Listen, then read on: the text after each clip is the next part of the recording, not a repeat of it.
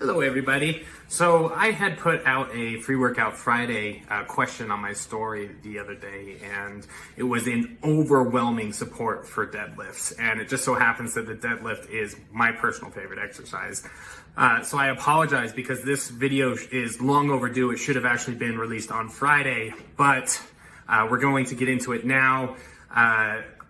I just really wanted to spend a lot of time on this and actually make it as educational as possible for those of you who are actually trying to learn the deadlift, because it is a fantastic exercise that almost everybody can benefit from doing properly, and so many people do it improperly. So that being said, we're going to jump right into it. There's a few things we're going to go over, and we'll kind of just take it from there.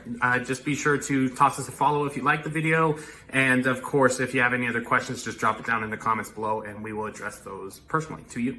Thanks. So the first thing that we want to do when it comes to the deadlift is properly learn how to engage the hips, thus activating the glutes, and the hamstrings, okay?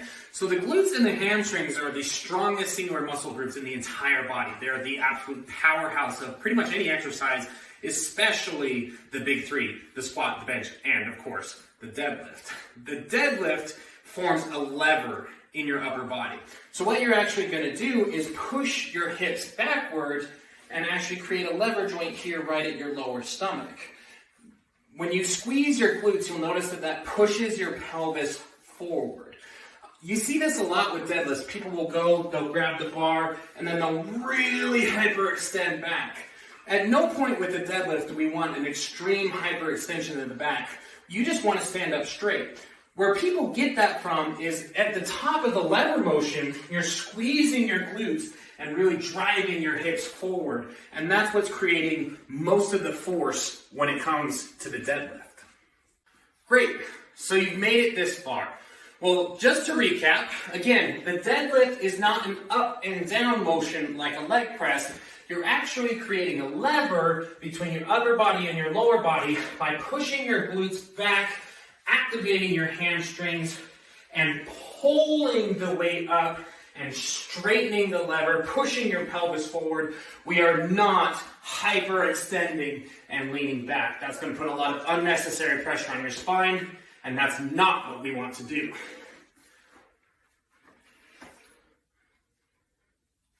Okay, first off, you should probably start this with just your body weight. You should not try a bar. You should just get really good at the motion, then add a bar, then add weight. But for my sake, it is actually a lot easier to demonstrate with weight on the bar versus not having weight on the bar. So, with that being said, the first thing we're going to go over is where we should be standing at the beginning of the deadlift. Well, what you're looking to do is stand about shoulder width apart on the bar here. And you should be standing close enough to the bar that if you were standing up straight, you could look straight down, and over the top of the bar, you can count all 5 toes on each foot. If you have 5 toes. If you don't have 5 toes, you're a weirdo.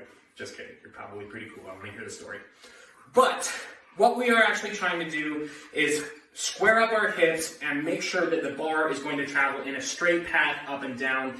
And this is a great way to kind of get the feel for where the bar needs to be. Again, shoulder width apart, your feet looking down, look over the top of the bar. If you can count all 5 toes on each side of your feet, you're in a good position to start the deadlift. So let's get into the actual form of the deadlift itself. So take a look at this picture here. I took this the other day at the gym. What you're going to notice here is that my back is nice and straight and flat, and my neck is in line with my spine.